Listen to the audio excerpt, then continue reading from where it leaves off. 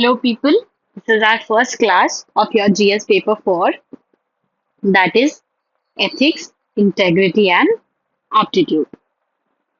This is the syllabus. आप video pause करके syllabus देख लेना because if I dive deeper into the syllabus तो फिर पूरी क्लास सिलेबस समझने में ही लग जाएगी. इसके लिए हम किसी और दिन एक अलग से सेशन रख लेंगे.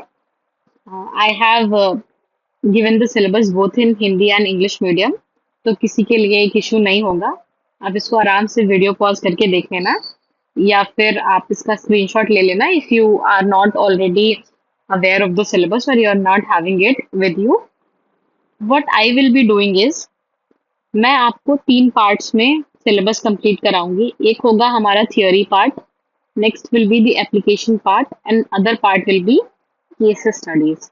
थ्योरी में हम क्या करेंगे, बेसिकली डेफिनेशंस, एग्जाम्पल टाइप की चीजें देखेंगे जिनसे आपका एथिक्स का बेसिक क्लियर होगा. You will get the base to build your foundation.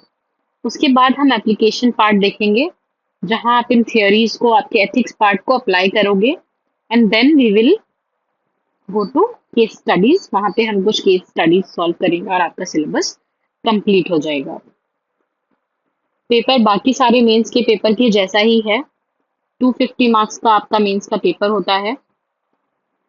2 sections में आपका जीएस का पेपर यूजुअली डिवाइडेड होता है, section A and section B. Section A में आपके 13 क्वेश्चंस आते हैं यूजुअली. इसको एक दो आगे पीछे हो सकता है. 10 मार्क्स के, that is a total of 130 marks. And in section B they ask 6 questions of 20 marks, that is 120 marks. ये दोनों मिला के आपका हो जाएगा 250 marks. So firstly, we will understand what ethics is, what integrity is, and what is aptitude. Aptitude क्या होता है? हम कहते हैं ना किसी के अंदर सिंगिंग एप्टीट्यूड है. Singing is an aptitude. Like teaching, कुछ लोगों को बहुत आता है but they can not teach. वो दूसरों को समझा नहीं पाते हैं, so they don't have that teaching aptitude. क्या डेफिनेशन होगी?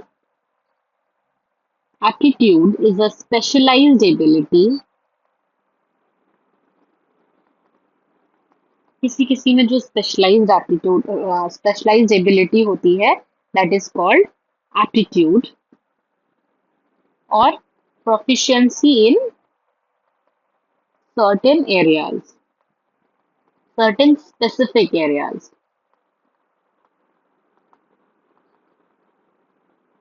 जैसे जब हम सिविल सर्विसेज की तैयारी करते हैं, we go to attempt our prelims paper, तो हमें क्या कहा जाता है कि एमसीक्यू एप्टीट्यूड सीख के जाओ. हो सकता है आपके पास बहुत नॉलेज हो और कोई एमसीक्यू आप सॉल्व ना कर पाओ उस नॉलेज की हेल्प से, तो हम क्या सीखते हैं? हम एमसीक्यू एप्टीट्यूड सीखते हैं, जहां पे हम एलिमिनेशन टेक्निक सीखते हैं. तो this is what MCQ aptitude. ऐसे ही सिंगिंग एक एप्टीट्यूड है, teaching is an aptitude. I think अब आपको क्लियर हो गया होगा what is an aptitude. Then what is ethics? Ethics क्या होता है? Ethics is basically knowing the difference between right and wrong. और ये राइट और रॉन्ग हम कैसे समझते हैं कि क्या सही है क्या गलत है? ये हमें कौन सिखाता है? कॉन्स्टिट्यूशन सिखाता है, लॉज सिखाते हैं, सोसाइटी सिखाती है.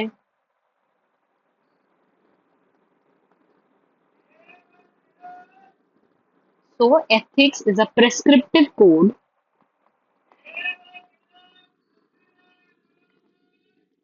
for actor in a situation with respect to right or wrong.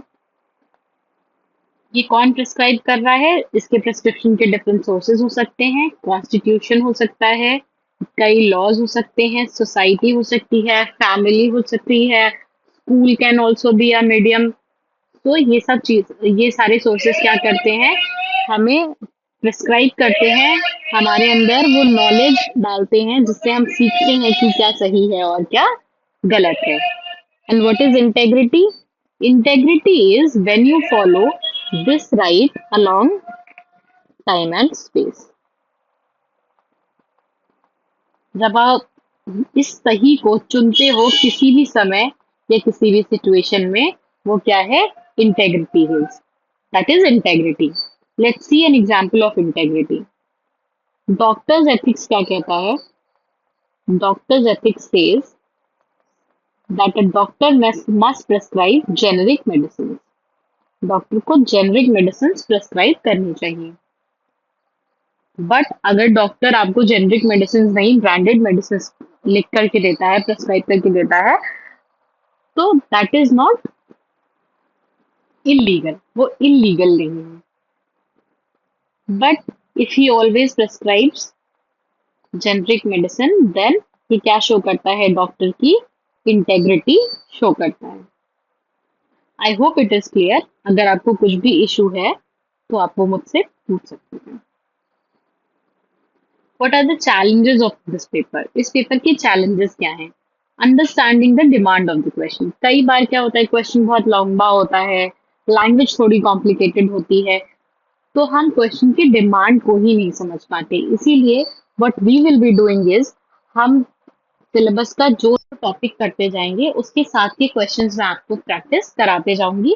कुछ मटेरियल मैं अपने तरफ से दूंगी कि आप ये चीजें अपने आंसर में इंक्लूड कर सकते हैं, और you will also right answers with me. फिर हम एक आंसर डिस्कशन भी करते रहेंगे with every topic. Writing non generic content, because the problem is कि एथिक्स, राइट एंड रॉन्ग, ये सारी चीजें हमें पता होती हैं। और आप एथिक्स का पेपर देखो, आपको लगेगा कि हाँ, मतलब आप आसपास जाकर कुछ लिख सकते हो, बट हमें आसपास जाकर और बहुत जनरल कंटेंट नहीं लिखना है, बहुत जेनेरिक कंटेंट नहीं लिखना है, एक आम आदमी की भाषा नहीं लिखनी है। We have to use a civil servants language, we have to be a little professional kind of, we have to use the language. So and then completing the paper on time. लोगों का paper time पे खत्म नहीं होता, तो हम बहुत सारी प्रैक्टिस करेंगे आंसर राइटिंग की, जिससे हमारा पेपर टाइम पे कंप्लीट हो। And limited uses of standard sources. Ethics की बहुत सारी प्रेस्क्राइब बुक्स नहीं है अच्छी सी, जैसे आपके लिए, आपके पास पॉलिटी के लिए यू हैव लक्ष्मीकांत, ज्योग्राफी आप एनसीईआरटी से कर लेते हो, या जीसी लियॉन यूज करते हो, हिस्ट्री के लिए there are books, but ethics के लिए एक लेक्सिकन की बुक है, उसके अलावा ज़्यादा कोई बुक्स नहीं है। कुछ लोग कोचिंग्स का मटेरियल यूज़ करते हैं, but there is not one standard source of ethics paper, so it is a little challenging, but we are here, we'll solve all the problems for you। हम आपको notes देंगे, हम आपको पढ़ाएंगे, और आपका पेपर इजीली कंप्लीट भी होगा, और you will be able to write very good quality content. इस पेपर के 4 पिलर्स हैं। What are the pillars? Syllabus.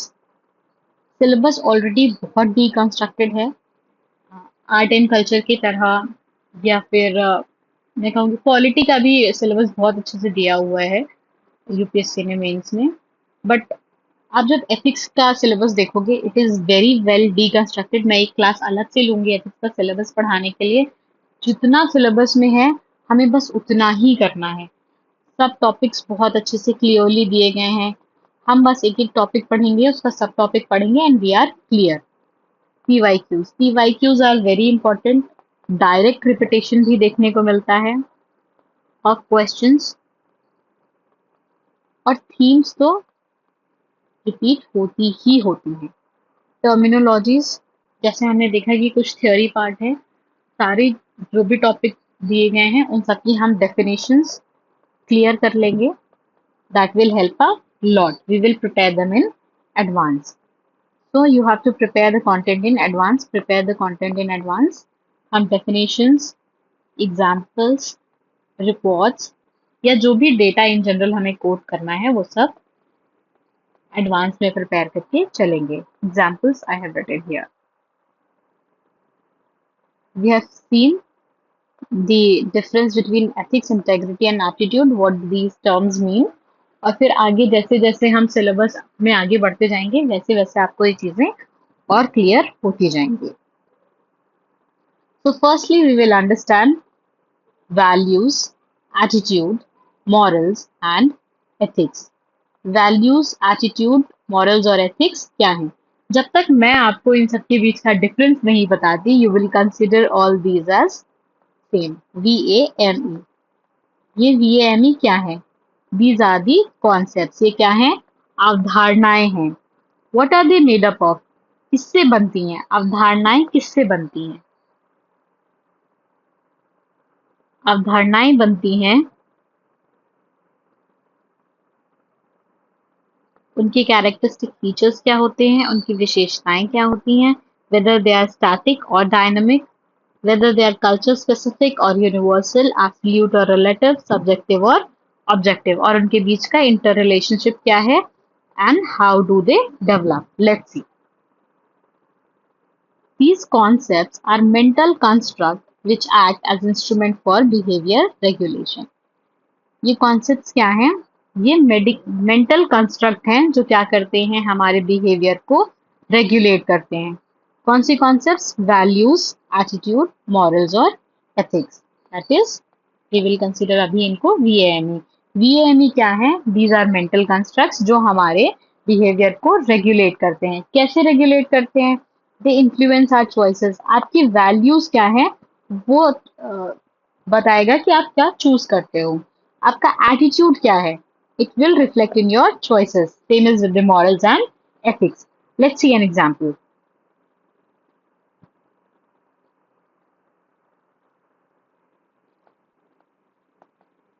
Patriotism. अगर पेट्रियोटिज्म इज अ वैल्यू, अगर आप एक पैट्रियोटिक इंसान हो, अगर आप एक देशभक्त इंसान हो, तो आप क्या करोगे? You will not throw garbage here and there. You will not make your roads dirty. जब नेशनल एंथम बजेगा तो यू विल स्टैंड अप.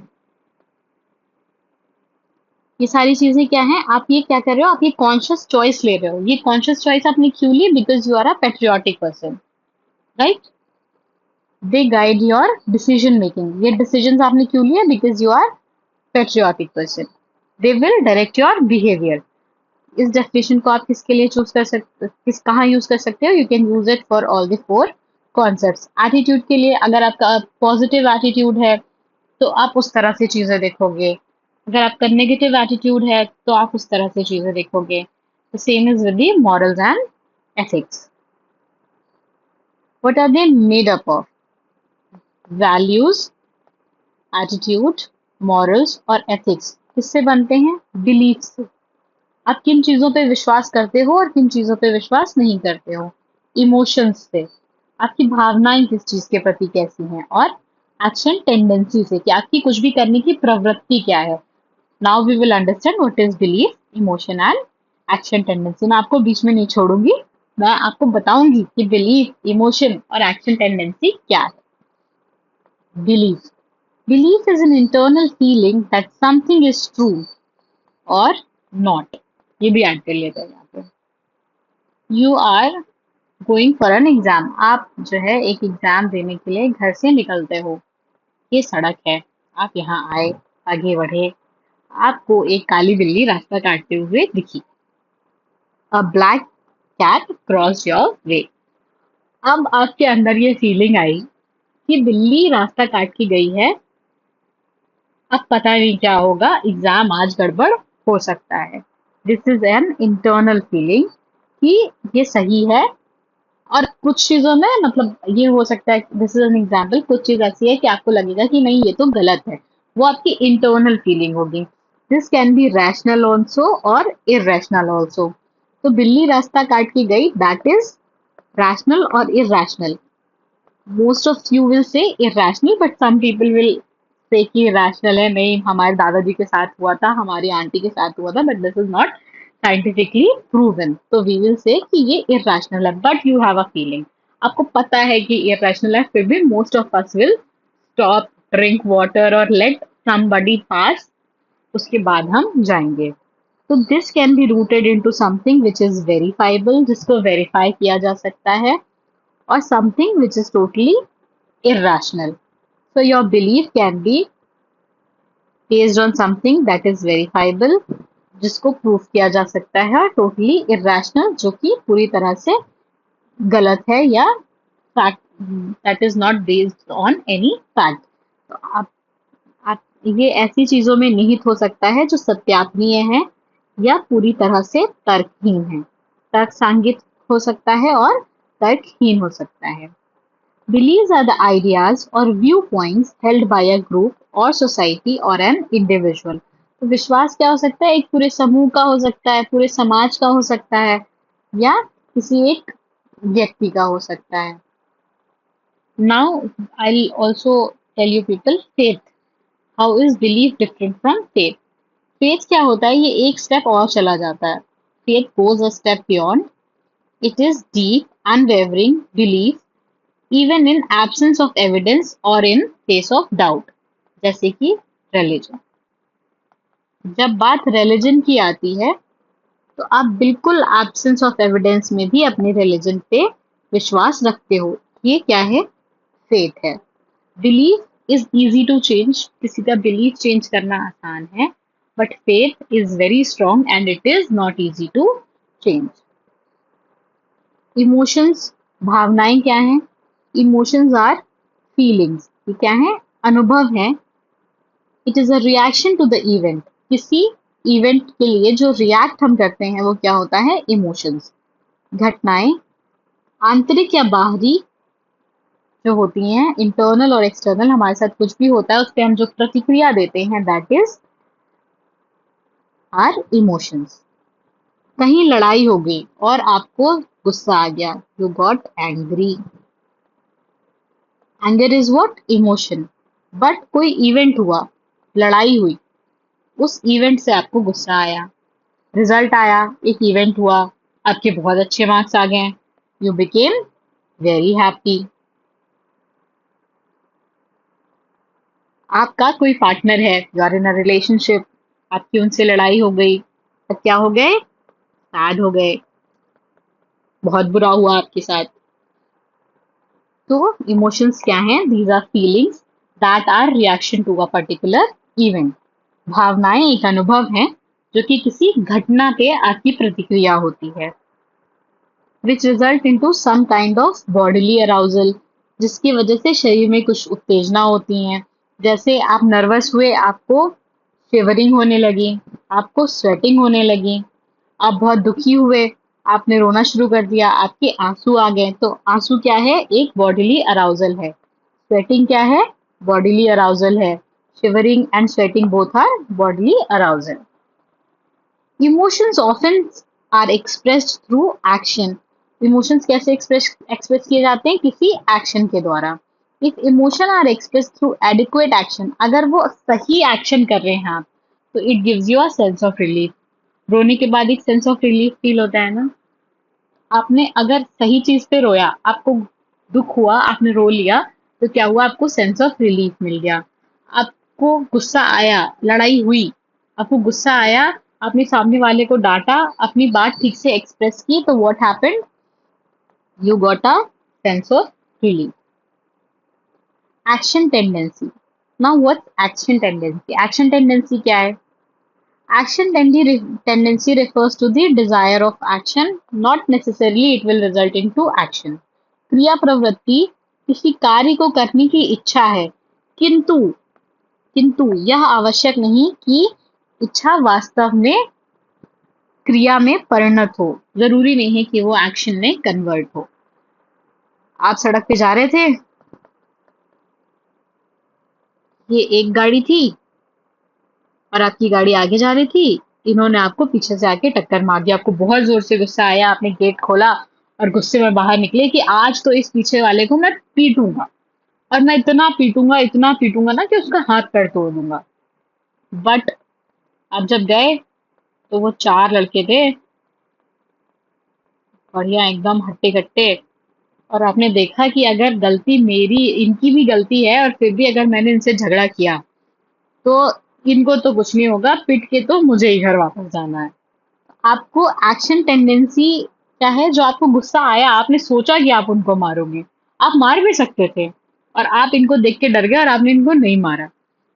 जो आपको एक्शन करने की इच्छा हुई वो एक्शन टेंडेंसी है, जरूरी नहीं है कि आप वो एक्शन करो। You got the difference? For example, corruption is not good. हम सबको पता है कि करप्शन अच्छा नहीं है। आपने किसी को,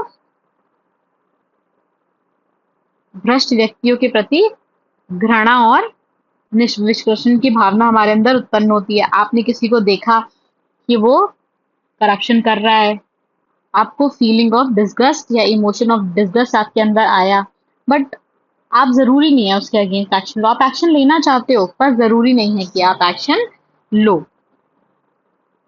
वास्तव में किसी व्यक्ति के विरुद्ध कार्रवाई करना आवश्यक नहीं है। क्यों? अब आपके अंदर क्या हो सकता है? फियर ऑफ ऑस्ट्रेसाइजेशन हो सकता है। आपको लग सकता है कि समाज में लोग मुझे कहेंगे कि तुमने फालतू लड़ाई कर ली, आपके घर के बाहर की सड़क बननी थी, किसी नेता को आपने देखा भ्रष्टाचार करते हुए, आपने उसके खिलाफ एक्शन करने का सोचा, लेकिन अगर वो गुस्सा हो गया और उसने सड़क नहीं बनाई तो पूरे सोसाइटी मोहल्ले के लोग आपको कहेंगे कि भाई तुमने लड़ाई करी थी, तुम्हारी वजह से पूरे सोसाइटी को झेलना पड़ रहा है। तो दिस इज एन एग्जाम्पल। अभी अगर आपको कुछ भी क्लियर नहीं है, you can ask me. I know the subject is very new. हो सकता है कि आपको चीजें समझ में नहीं आए, बट आराम से समझना है, क्वेश्चंस पूछने हैं और everything will be clear.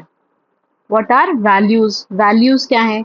Long lasting beliefs. जब हम किसी चीज को बहुत समय तक मानते रहते हैं कि ये सही है या नहीं सही है, और with respect to desirability और undesirability of the values, हम किसी चीज को बहुत समय से मान रहे हैं कि वो सही है या गलत है और हमें उसको मानना चाहिए या नहीं मानना चाहिए, उस बेसिस पे वैल्यूज एस्टैब्लिश हो जाती हैं।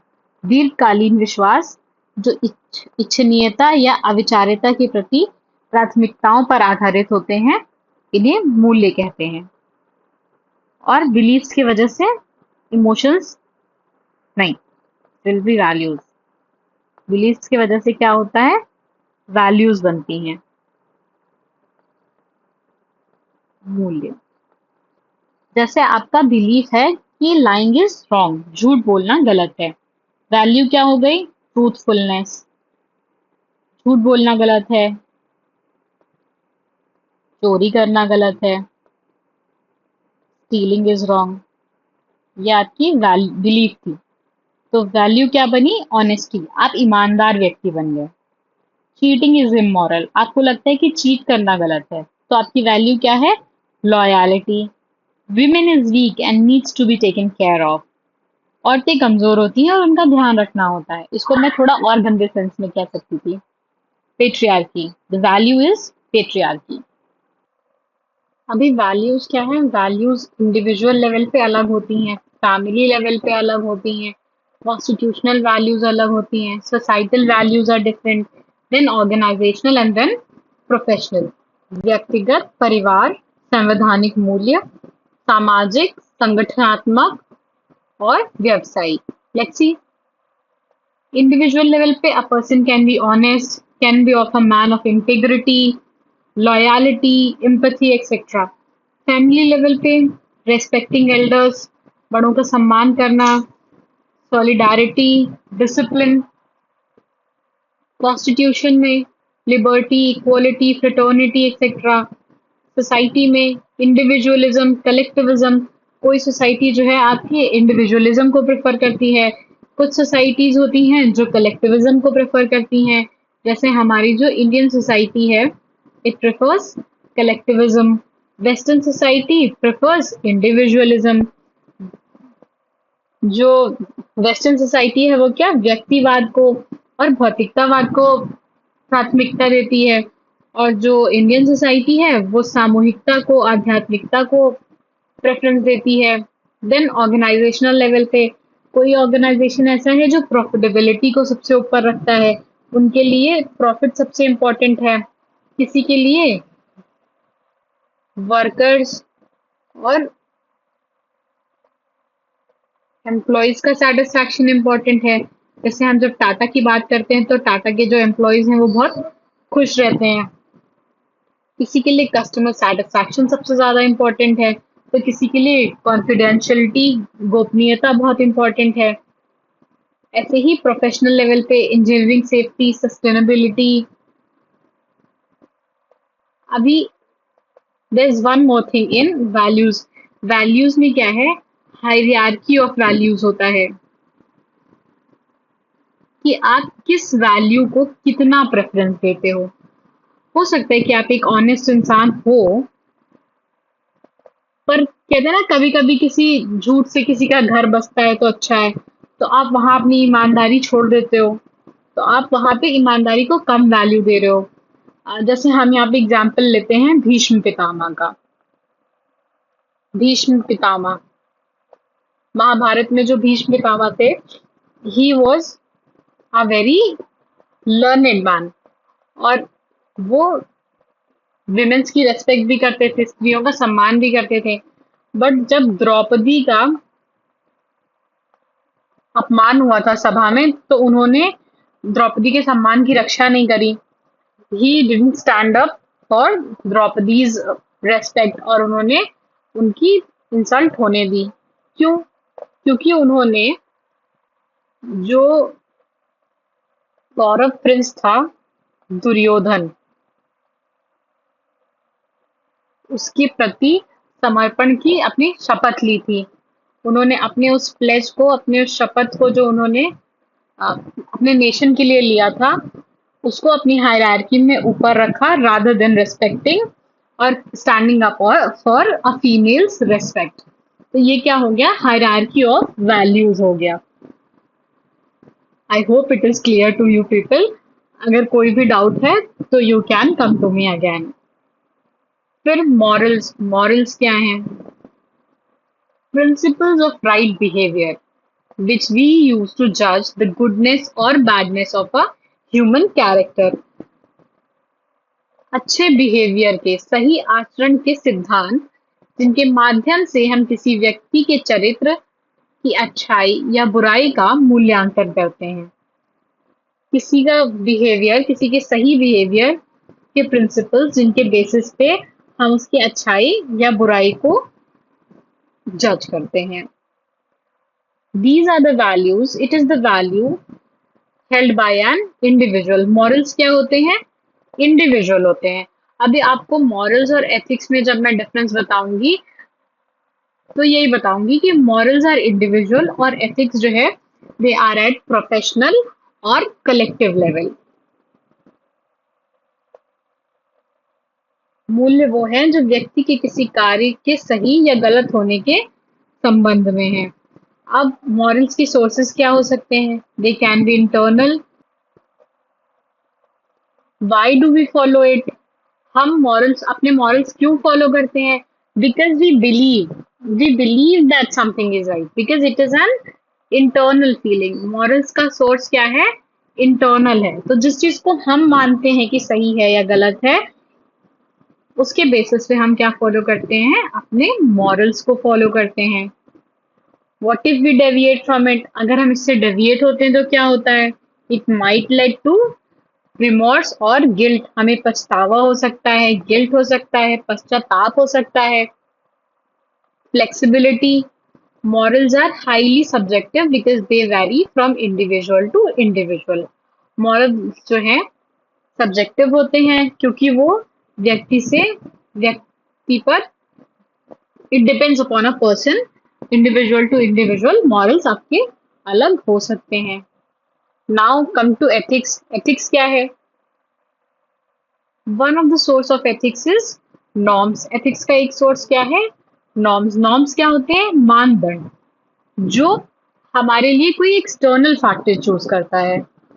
आपके लिए नॉर्म्स क्या है? नॉर्म्स आर नॉट इंटरनल, वो क्या होते हैं? एक्सटर्नल होते हैं। आपके लिए एक समाज, एक सोसाइटी, आपकी फैमिली या कोई ऑर्गेनाइजेशन जो नॉर्म्स सेट कर देता है, आप उनको फॉलो करते हैं, वो क्या होता है? एथिक्स। जैसे कि आप जब सिविल सर्विसेज ज्वाइन करेंगे तो you will be following civil servants ethics that will be decided by civil services act. वो आपकी पर्सनल फीलिंग्स नहीं होंगी। नॉर्म्स क्या है? Norms are social expectations. Norms सामाजिक अपेक्षाएं हैं दैट गाइड आवर बिहेवियर, जो हमारे व्यवहार को दिशा देती हैं। They are socially acceptable ways of behaviour called norms. समाज में स्वीकार्य व्यवहार के तरीके ही मानदंड कहलाते हैं। I hope it is being clear to you. Norms are generally informal guidelines. ये जनरली क्या है? Informal guidelines. आपको कोई लिख के नहीं दे रहा। Of a particular group or community about right or wrong of social behavior. They are form of collective expectations of community members from each other. ये क्या है? community members की एक दूसरे से expectations हैं। जैसे कि we'll see the examples touching the feet of elders as a matter of respect. हमारी सोसाइटी में क्या है? जब आप किसी बड़े के पैर छूते हैं तो आप उनको रेस्पेक्ट दे रहे हैं। This is what? Norm.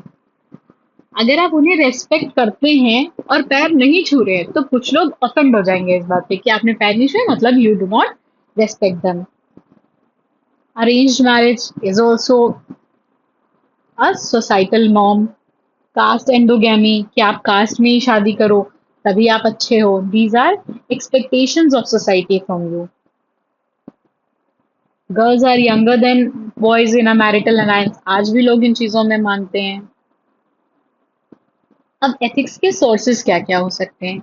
Ethics के सोर्सेज सबसे पहले हमने क्या देखा? Family, religion, culture, legal system, religion, human conscience. फिर हम कॉन्स्टिट्यूशन के लेवल पे बात कर लें, फंडामेंटल ड्यूटीज और right constitution. Constitution as a whole can be source of ethics and thinkers and philosophers. For example, एक डिफेंस लॉयर है जिसके क्लाइंट ने मर्डर किया है। अब उसका पर्सनल मॉरल ये हो सकता है, उसकी व्यक्तिगत सोच ये हो सकती है कि इस क्लाइंट को सजा मिलनी चाहिए। But what his legal ethics says, उसका लीगल एथिक्स क्या कहेगा? That he has to defend his client. अभी लॉयर को अपने क्लाइंट को डिफेंड करना है। Person has committed a crime and crime of murder is the most reprehensive crime which needs to be condemned. Person deserves punishment. ये एक व्यक्ति का मॉरल कह रहा है, उसकी व्यक्तिगत सोच कह रही है कि व्यक्ति ने अपराध किया है और हत्या का अपराध सबसे निंदनीय अपराध है, उसकी निंदा की जानी चाहिए और व्यक्ति को सजा मिलनी चाहिए। But what his legal ethics says, अब उसका प्रोफेशनल लीगल एथिक्स क्या कह रहा है? You are a defence lawyer and your ethics says under any given circumstance your task is to defend your client। कि आप एक वकील हैं और आपकी नैतिकता कहती है कि किसी भी परिस्थिति में आपका काम अपने मुवक्किल का बचाव है। मुवक्किल किसको कहते हैं? क्लाइंट को। This is the situation where ethics is in contravention with morality. Now we will understand the difference between morals and ethics. Morals are individuals' beliefs with respect to right or wrong. What is ethics? Ethics are systematic set of external principles that guide our behavior with respect to rightness or wrongness of human action. Ethics क्या है? These are external principles. ये बाहरी सिद्धांत है। That is something that has been imposed on us. जो हमारे ऊपर impose किया गया है, जो हमारे बिहेवियर को गाइड करता है विद रिस्पेक्ट टू राइटनेस और wrongness of our action. Moral का सोर्स क्या है? It is internal. और एथिक्स का सोर्स क्या है? एक्सटर्नल। मॉरल्स क्या करता है? It sets standards which individual has to set for himself और herself. It helps in guiding with respect to righteousness of our act. Ethics provides framework which helps in interpreting or understanding what is right. I think this is all for today. अभी मैं आपको homework दे रही हूँ. What you have to do is you have to search for examples जहाँ पे morals और ethics का कॉन्फ्लिक्ट होगा. This will make it interesting और आपको चीजें ज्यादा अच्छे से समझ आएंगी. इफ यू आर थिंकिंग कि हम ये सब क्यों पढ़ रहे हैं, तो यहाँ से क्योंकि क्वेश्चंस आते हैं. These are the basic things that you should know to answer such questions. जैसे कि ये देखिए, ये क्वेश्चन देखिए. Integrity is a value that empowers human being. Justify with suitable illustration. मैंने आपको बताया इंटेग्रिटी क्या होती है. मैंने आपको बताया वैल्यू क्या होती है. How integrity empowers a human being. ये क्वेश्चन आप कोशिश करेंगे इसको लिखने की, और नेक्स्ट क्लास में हम एक क्वेश्चन डिस्कस करेंगे. Actually you can answer all these questions, but just do one, और हम उसको डिस्कस करेंगे. फिर हम ऐसे लेक्चर बाय लेक्चर क्वेश्चंस भी डिस्कस करते जाएंगे. Thank you so much everyone. Thank you for your patient listening. अगर आपको कुछ भी समझ में नहीं आता है, कोई भी कंफ्यूजन है, प्लीज डू आस्क मी. मैं आपकी सारी कंफ्यूजन्स क्लियर करूंगी. Thank you so much.